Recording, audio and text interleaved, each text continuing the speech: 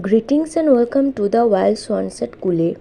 Today's video is on Virginia Woolf's famous essay A Room of One Swan, and we are going to discuss the third section of this essay and the particular character which is based on Judith Shakespeare. So let us begin.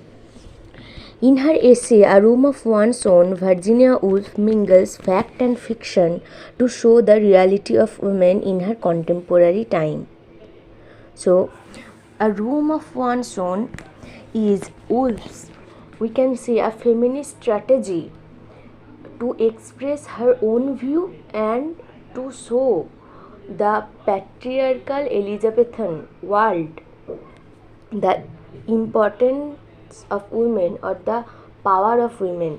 So in this way or through this essay she tries to convince in many possible ways that women are capable of earning money or women are independent. That is why she mixes facts and fiction, and it also shows the contemporary reality of women at that time.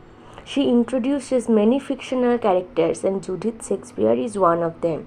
So to convey her view, to prove her view, she introduces many characters and Judith Shakespeare is one of them.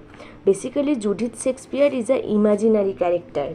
She imagines or uses many metaphors, and Judith Shakespeare, we can say, is also the metaphor.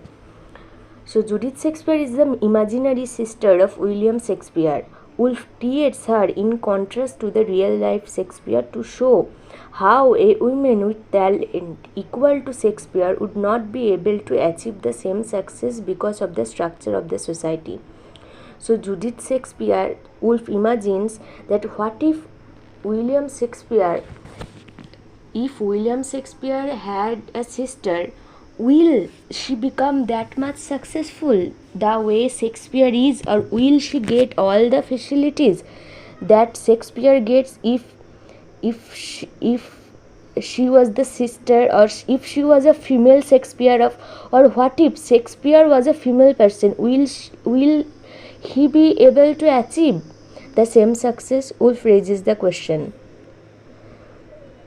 because the character of Judith Shakespeare that she imagines is equal to Shakespeare. So she quotes, "Meanwhile, his extraordinarily gifted sister, let us suppose, remained at home." So if William Shakespeare had a sister or have a sister, then Shakespeare will go to school, but she will not. She will remain at home because the particular society does not provide education to women. She is shown as adventurous, imaginative, agog, just like her brother. She wants to go to school and learn as many things as possible, but her parents pressure her for an early marriage. So she has the same curiosity, same adventure nature, just like Shakespeare, same equal level of imagination, just like Shakespeare. But because she is a woman, she will not be able to go to school, and her parents will pressure her to get married. So she is not sent to school, and the result is that she was not being sent to school, and she has no chance to learn logic and grammar which Shakespeare is learning at that time in the school. She expresses her hatred towards marriage and is beaten by her father. So when she expresses that she does not want to get married and instead she wants to learn logic and grammar, her father beats her, but ultimately by giving her many materialistic things, and that they try to pursue her to get married, and the result is that she runs away in one summer's night. And then what happened? She goes to a theatre in London and wants to act, and everyone laughs at her, but director manager who pities her. So then imagine that she runs away from her home and then she goes to London at that time when Shakespeare is writing, or when Shakespeare is writing famous play for the theatres. So that time she goes and she goes to everyone and said, I will act, and they laugh at her. So this is Woolf's imagination and based on reality, like what kind of problem a woman would face or women faces at that Elizabethan time. And but somehow a director manager feels sympathy for her, and what he did, he ends up married her, and they now have children. So Woolf says, who shall measure the heat and violence of the poet's heart when caught and tangled in a woman's body?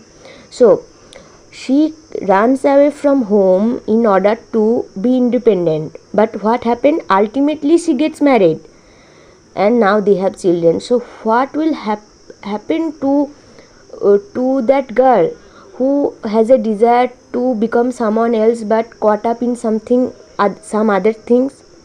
And these things happen in that society also, in Elizabethan society also, and Woolf is showing this through this imaginary character. Then one winter's night she kills herself. Now she commits suicide. And what is the result and what is the cause of this suicide? Her desire for learning and writing take her life in a patriarchal Elizabethan society.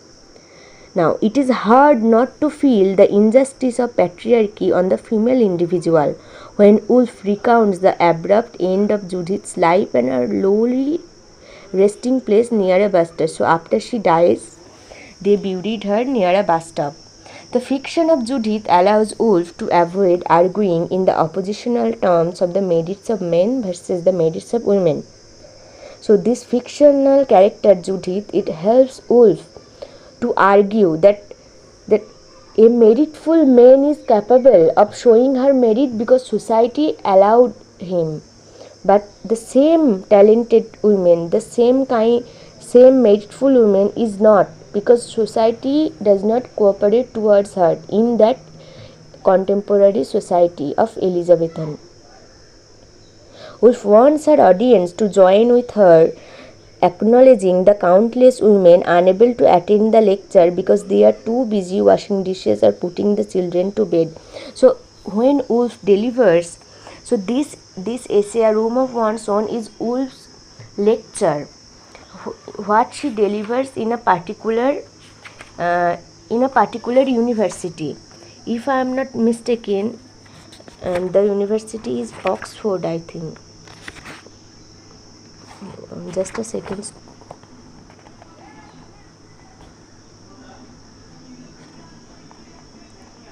No, sorry. This lecture is based on A Room of One's Own is based on a series of lectures delivered at Newham College and Girton College, two women's colleges in Cambridge. So Woolf is saying that that many women is not able to come in her lecture because they are busy washing dishes or busy in nurturing their children. So in these women, the spirit of Judith Shakespeare lives on. So Judith Shakespeare is one of representation of all the women in Elizabethan society who fail to fulfill their desire. So it is therefore necessary for these talented women to have room of their own and a decent income to be able to do what Judith and countless women like her have been unable to do. So it is necessary. So we should allow these women a room of their own, mean some times for their own, so that they can have some time to write or do something for their own selves, not only taking care of family and giving birth and nurturing the children. We should give them a time, because if we don't give them time, then when they will write, when they will do other things, if they are always occupied with all these other things, give her a room of her own and a 500 year, and let her speak her mind, and she will write a better book on one of these days. This is from the fifth part of the essay, the last section you will find in the text. So they do not have to take false identity to publish their work, because we know that many famous writers such as Mary Ann Evans, who writes in the name of Elizabeth Gaskell, and then the Bronte sisters, they also take different identity to publish their work. So through the character of Judith Shakespeare, Woolf proves why there are few women writers in our society.